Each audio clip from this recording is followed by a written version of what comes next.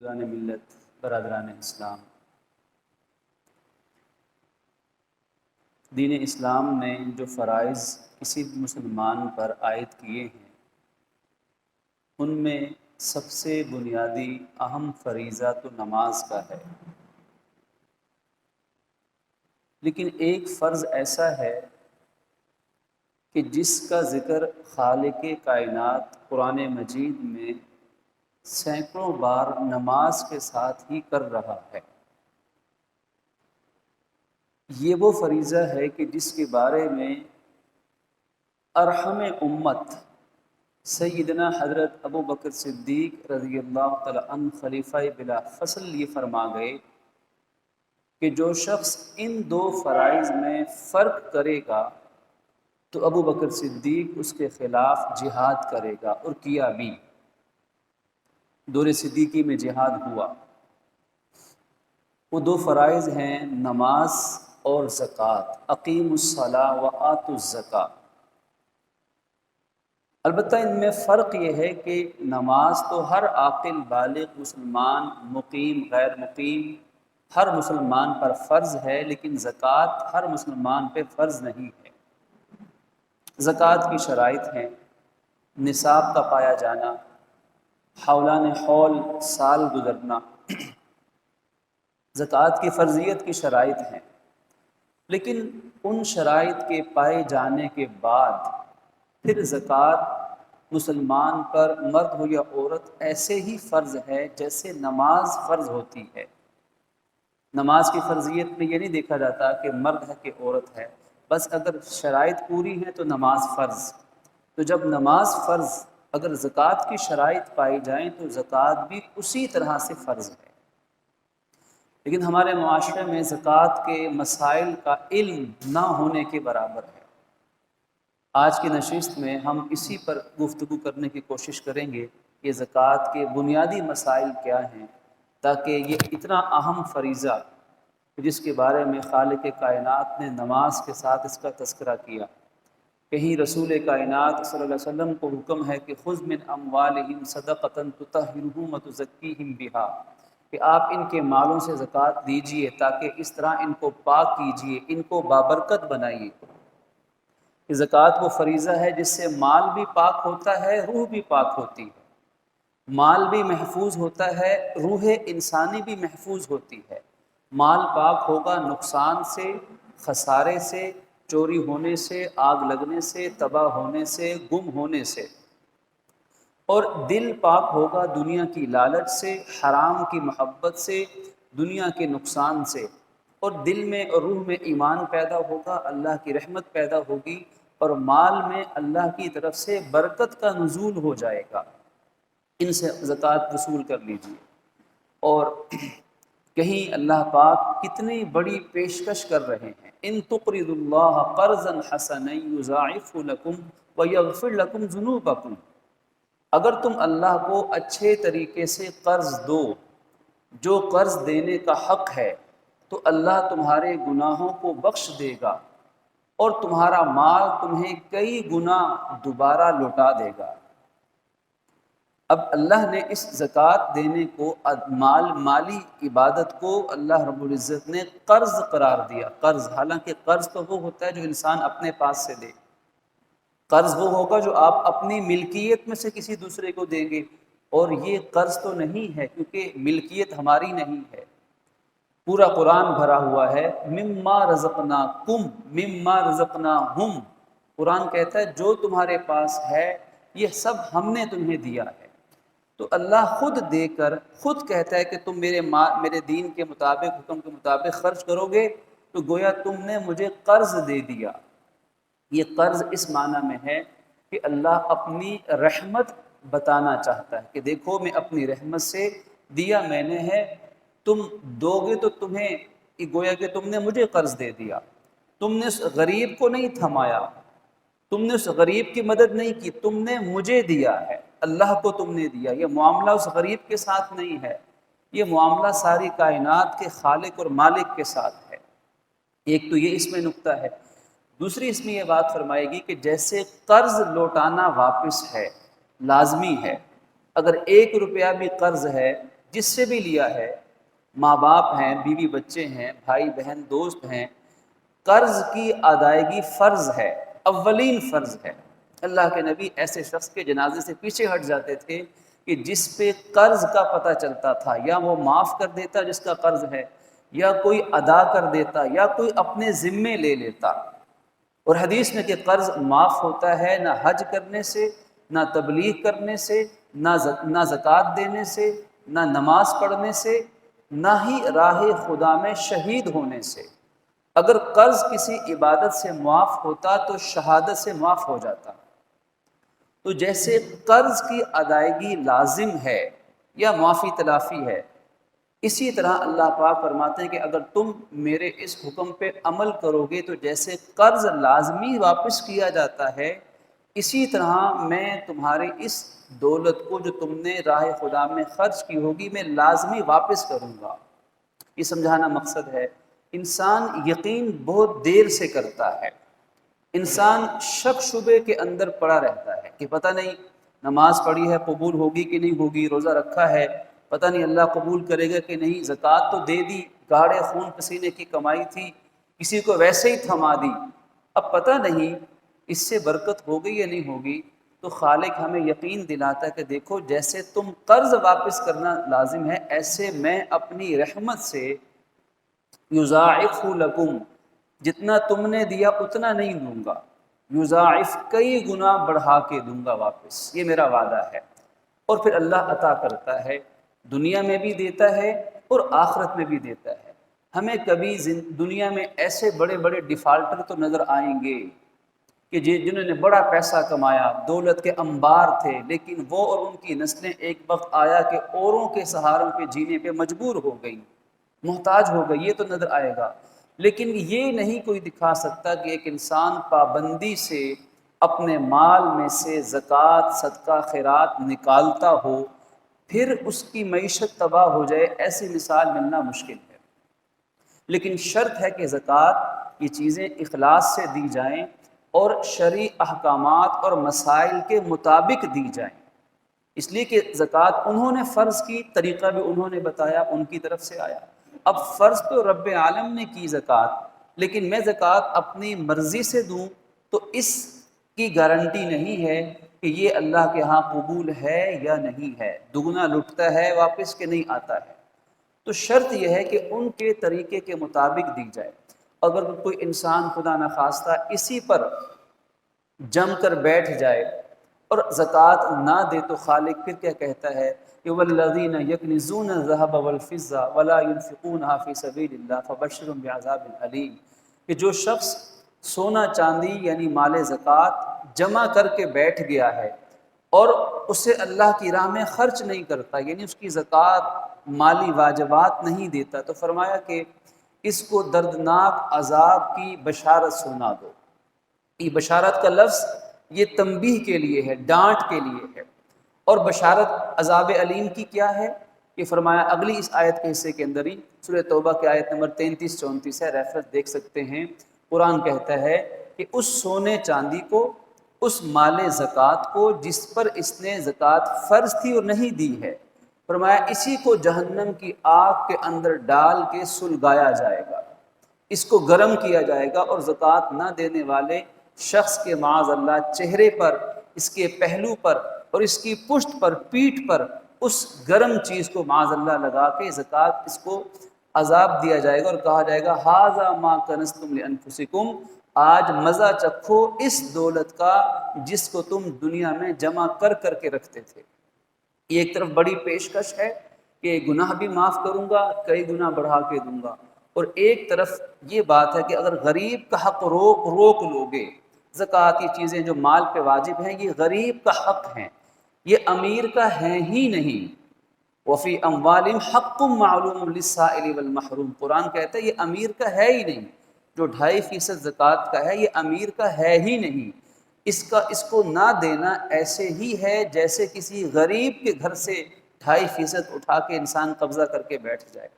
تو اس لیے یہ غریب کا ہے، غریب تک پہنچنا چاہیے اللہ اور اس کے رسول کے حکم اور طریقے کے مطابق۔ سب سے پہلی بات یہ ہے کہ زکوٰۃ فرض کس مسلمان پر ہے؟ تو جو مسلمان عاقل ہو، بالغ ہو اور صاحب نصاب ہو، ایسے مسلمان پہ زکوٰۃ فرض ہوا کرتی ہے۔ زکوٰۃ کس مال پہ فرض ہوتی ہے؟ یہ بڑی اہم سمجھنے والی بات ہے۔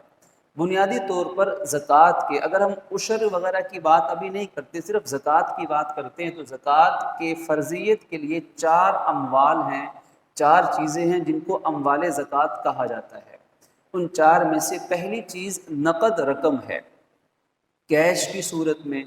ابھی نقد رقم چاہے جیب میں ہو، چاہے یہ بینک میں پڑی ہوئی ہو، چاہے یہ سیونگ کی صورت میں ہو، چاہے کوئی فائنینشیل انسٹرومنٹس ہو، جیسے کسی نے پرائز بانڈ خریدے ہوئے ہیں، یا کہیں اور اس کے پاس کیش کی شکل میں اماؤنٹ پڑی ہوئی ہے، نقد رقم جتنی بھی ہوگی پہلے ہم اس کو جمع کر لیں گے۔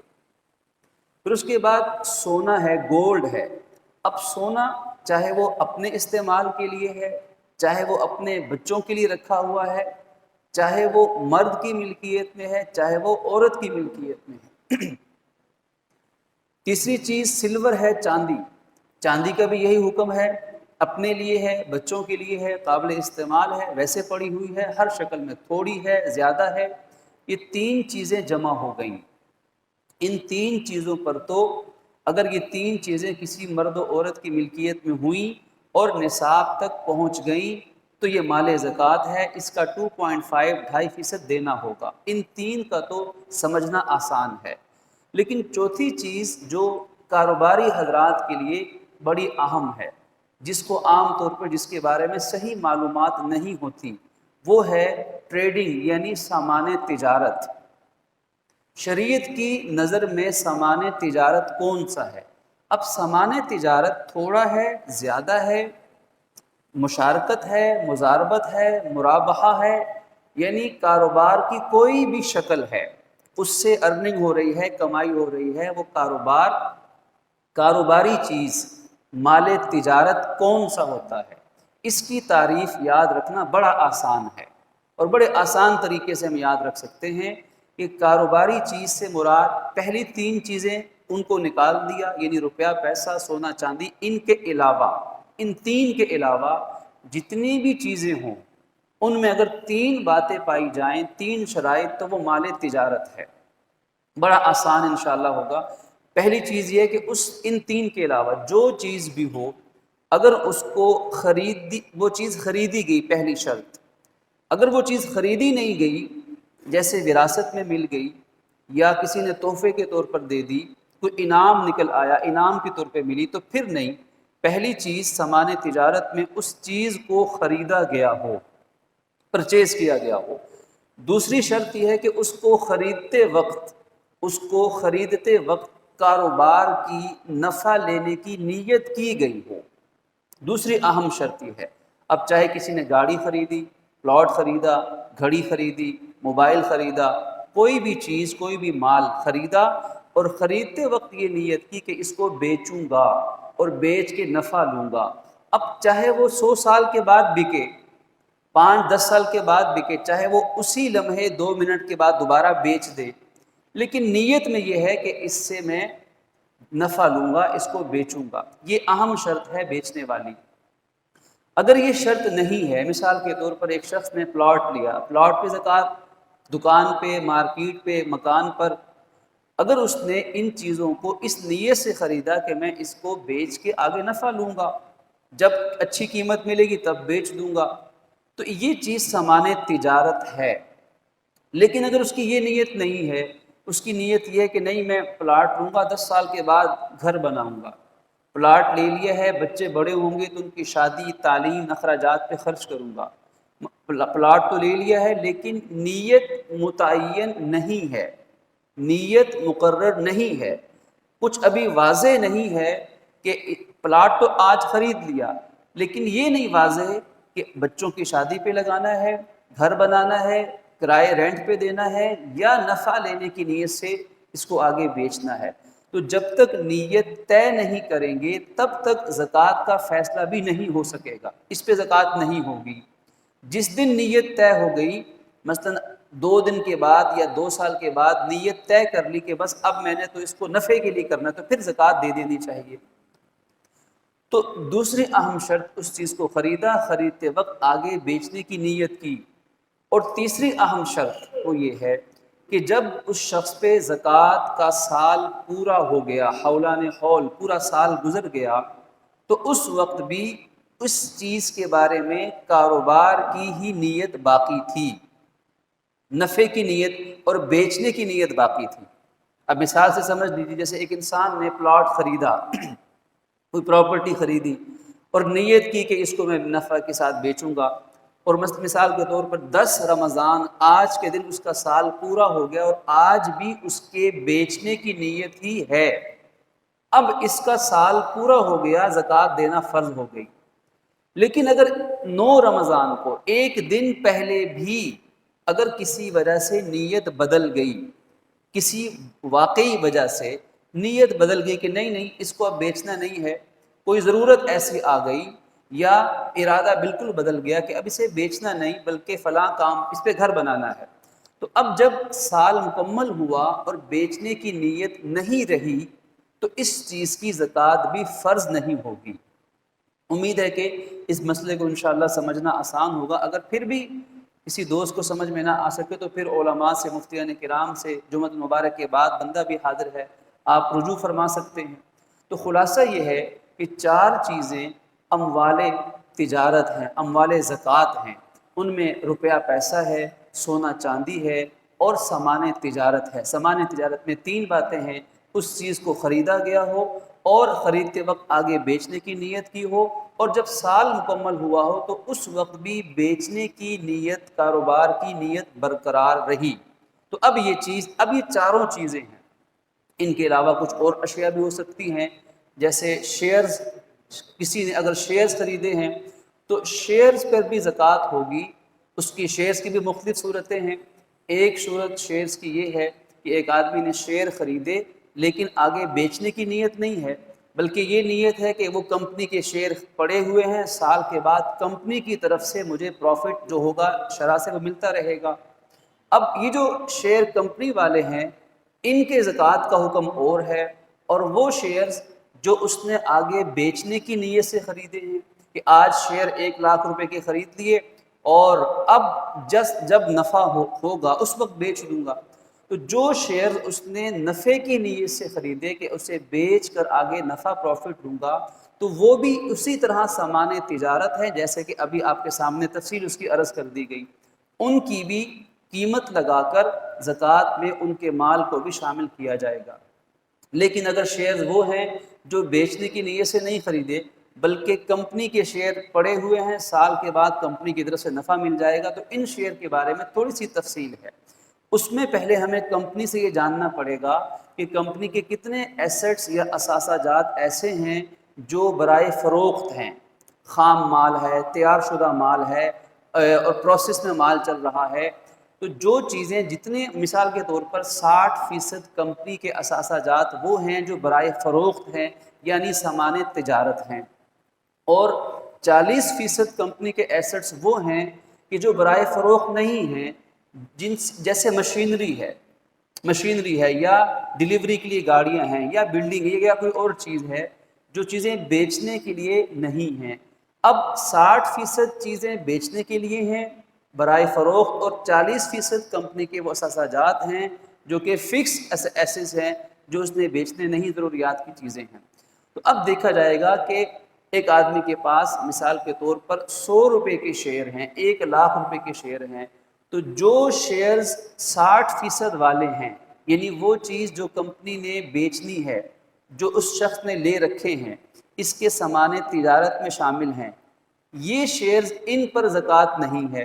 جو اس نے کمپنی، یہ وہ شیئرز ہیں جو اس نے بیچنے نہیں بلکہ کمپنی سے نفع لینے کے لیے رکھے ہوئے ہیں، کیونکہ ان کی زکوٰۃ وہ مال زکوٰۃ کے طور پہ الگ سے دے رہا ہوگا، اور وہ شیئر جو 40% تھے ان پر زکوٰۃ ہوگی کیونکہ یہ اس کی زکوٰۃ نہیں دے رہا۔ بہرکیف یہ مسئلہ تھوڑا سمجھنے والا ہے، اس کو بعد میں تفصیل سے بھی عرض کیا جا سکتا ہے۔ تو شیئرز پر بھی جب وہ برائے فروخت ہوں تو ان کو بھی بیچ میں شامل کر لیا جائے۔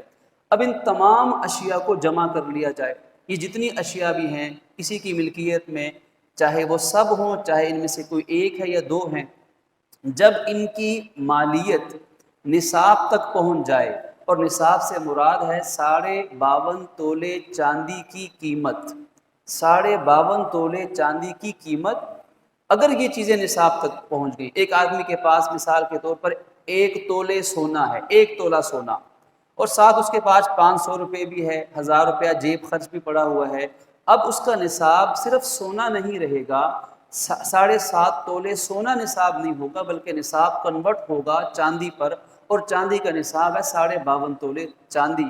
اب 1 تولہ سونا کی قیمت اور 500 روپے الگ سے ہیں، ان کی قیمت جمع کریں گے تو 52.5 تولے چاندی کی قیمت کے برابر یا زیادہ تو ہو ہی جائے گا، لہذا نصاب پورا ہو گیا۔ اب جب 52.5 تولے چاندی کے برابر نصاب مکمل ہو گیا، اب یہ شخص خود صاحب نصاب ہے، یہ خود صاحب نصاب ہے، اس صاحب نصاب کو زکوٰۃ دینا ٹھیک نہیں ہے۔ اب یہ مسئلہ بڑا اہم ہے، جو خود صاحب نصاب ہوگا وہ مستحق زکوٰۃ نہیں ہو سکتا، جو خود صاحب نصاب ہے اس صاحب نصاب آدمی کو زکوٰۃ دیں گے تو زکوٰۃ ادا نہیں ہوگی۔ اب چاہے وہ کوئی بیوہ خاتون ہو، چاہے وہ کوئی یتیم بچہ ہو اس کی ملکیت میں ہے، چاہے وہ کوئی بیمار ہو یا معذور ہو، جو شخص خود صاحب نصاب ہے تو اس کو زکوٰۃ نہیں دے سکتے، کیونکہ زکوٰۃ کے مستحق ہونے کی بنیادی شرط یہ ہے کہ اس شخص کے پاس نصاب زکوٰۃ نہ ہو، نصاب زکوٰۃ سے کم رقم ہو۔ یہ ایک اہم شرط تھی، ایک اہم مسئلہ ہے کہ کس کو زکوٰۃ دی جائے۔ اب اگلی بات یہ ہے کہ اب اس شخص کے پاس مال زکوٰۃ آ گیا، وہ صاحب نصاب ہے، اب سال گزرنے پہ زکوٰۃ فرض ہوگی۔ سال گزرنے کا کیا مطلب ہے؟ یہ وہ اہم مسئلہ ہے جو بہت سے زکوٰۃ دینے والے احباب کو بھی صحیح طرح سے علم نہیں ہوتا، کسی کو علم ہوتا ہے، یہ اہم مسئلہ ہے سمجھنے والا کہ سال گزرنے کا کیا مطلب ہے، کیونکہ شریعت میں سال گزرنے کے بعد زکوٰۃ فرض ہے۔ زکوٰۃ اور ٹیکس میں بڑا فرق ہے، ٹیکس اور چیز ہے، زکوٰۃ اور چیز ہے، کیونکہ زکوٰۃ سال کے بعد فرض ہو رہی ہے، اور ٹیکس وہ تو شاید ایک منٹ میں ہم پہ لگ رہا ہے۔ زکوٰۃ مخصوص مال پہ فرض ہے، اور ٹیکس تو شاید کفن پہ بھی فرض ہوگا، اس پہ بھی دیا جاتا ہے۔ زکوٰۃ جو ہے وہ صرف بالغ آدمی پہ فرض ہے، لیکن ٹیکس تو بچوں پہ بھی، ان کی اشیاء لیں، آپ اسکول کی کتابیں لے لیں، دوائی لے لیں، اس پہ بھی ٹیکس ہم پے کر رہے ہیں۔ اور زکوٰۃ تو صرف مالدار سے، مسلمان سے لے کے مسلمان غریب پہ خرچ کیا جاتا ہے، جبکہ ٹیکس وہ امیر پہ بھی لگتا ہے، غریب پہ بھی لگتا ہے۔ شاید جو عام غریب پاکستانی عوام ہے یہ ٹیکس زیادہ دینے والے ہیں، اور بڑوں کے پاس چھوٹنے کے بے شمار طریقے ہوں گے۔ زکوٰۃ غریب مستحق پہ لگتی ہے، اور ٹیکس تو ہمیشہ بڑوں پہ لگتی ہے، ملک کے اداروں پہ لگتی ہے، ادارے چل رہے ہیں۔ تو زکوٰۃ اور چیز ہے، ٹیکس اور چیز ہے، ٹیکس دینے سے زکوٰۃ ادا نہیں ہوتی۔ زکوٰۃ سال کے بعد فرض ہے۔ سال گزرنے کا کیا مطلب ہے؟ سال گزرنے کا مطلب مثال سے سمجھ لیجیے آسانی کے لیے۔ مثال کے طور پر آج 10 رمضان المبارک، 10 تاریخ ہے، قمری مہینے کی 10 تاریخ ہے، اور قمری تاریخ کا اعتبار کرنا چاہیے جو ہمارا قمری سال ہے، ذوالحج سے، محرم سے ذوالحج تک، کیونکہ ہماری ساری عبادات زیادہ تر اسی سال کے مطابق ہوتی ہیں۔ حج اس کے مطابق ہے، روزے اس کے مطابق ہیں، عید اس کے مطابق ہے وغیرہ، قربانی اس کے مطابق ہے، تو قمری سال کا اعتبار کرنا چاہیے، یہ بہتر ہے۔ لیکن اگر کسی نے شمسی سال یعنی جنوری سے دسمبر کا اگر اعتبار کر لیا تب بھی حساب لگ جائے گا، لیکن چند سالوں کے بعد اس کو پھر 1 سال کی زکوٰۃ زیادہ دینی پڑے گی، یہ ایک الگ تفصیلی مسئلہ ہے۔ تو دونوں سالوں میں سے بہتر ہے کہ مثلاً قمری پہ آج 10 رمضان ہے، اب کسی شخص کے پاس اگر پچھلے سال 10 رمضان کو اس کے پاس اگر نصاب زکوٰۃ آ گیا، وہ پہلی بار نصاب زکوٰۃ کا مالک بنا 10 رمضان کو، تو اس کی زکوٰۃ کی تاریخ بنے گی 10 رمضان، ایک صورت۔ لیکن عام طور پہ لوگ یاد نہیں رکھتے یا مسئلہ علم نہیں ہوتا، تو جس تاریخ کو مال زکوٰۃ کا وہ مالک بنتا ہے وہ تاریخ عام طور پر یاد نہیں ہوتی۔ اگر یاد ہو تو پھر تو وہی تاریخ معتبر ہوگی، اگر یاد نہیں ہے تو پھر کیا کریں؟ پھر اندازے کے ساتھ ایک تاریخ مقرر کرنا فرض ہے، تاکہ اس پر وہ کٹ آف ڈیٹ ہوگی، اس پر پورے سال کی زکوٰۃ کا مدار ہوگا۔ زکوٰۃ کی تاریخ مقرر کیے بغیر زکوٰۃ دینے سے حساب نہیں لگے گا، حساب نہ لگنے سے کوئی یقینی بات نہیں ہے کہ زکوٰۃ پوری ادا ہوئی ہے کہ نہیں ہے، اس لیے ایک تاریخ مقرر کرنا فرض ہے۔ اب اندازے کے ساتھ کوئی تاریخ مقرر کر لی، کسی نے مثلاً 10 رمضان کی تاریخ مقرر کر دی، بہت سے لوگ رمضان میں زکوٰۃ دیتے ہیں، لیکن وہاں پھر یہ غلطی ہوتی ہے کہ رمضان کے اندر کوئی تاریخ مقرر نہیں کی ہوتی، بس ہم رمضان میں دیتے ہیں، حالانکہ رمضان کے اندر بھی ایک تاریخ مقرر کرنا فرض ہے، اس کے بغیر حساب نہیں لگ سکتا۔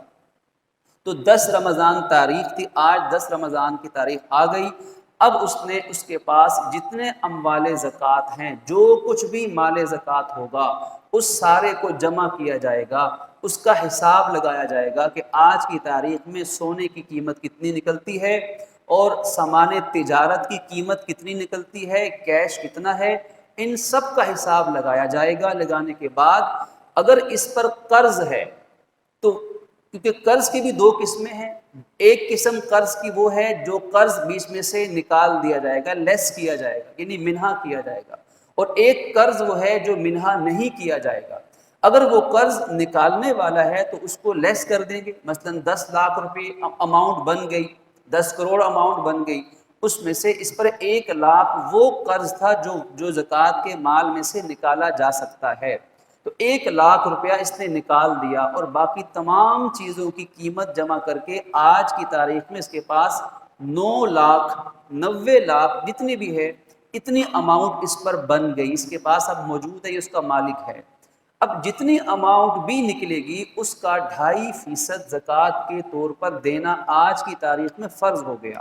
اگر آج ہی دے دے تو بہت آسان ہے، اسی حساب سے دے گا، لیکن اگر آج نہیں دیتا، 10 دن کے بعد دیا، مہینے کے بعد دی زکوٰۃ، تو تب اس دن دیکھا جائے گا کہ اس دن سونے چاندی کا کیا ریٹ تھا، کیونکہ سونے چاندی کے زیورات کے اندر یا سونے چاندی میں جس دن زکوٰۃ دیں گے اس دن کی قیمت معتبر ہوگی۔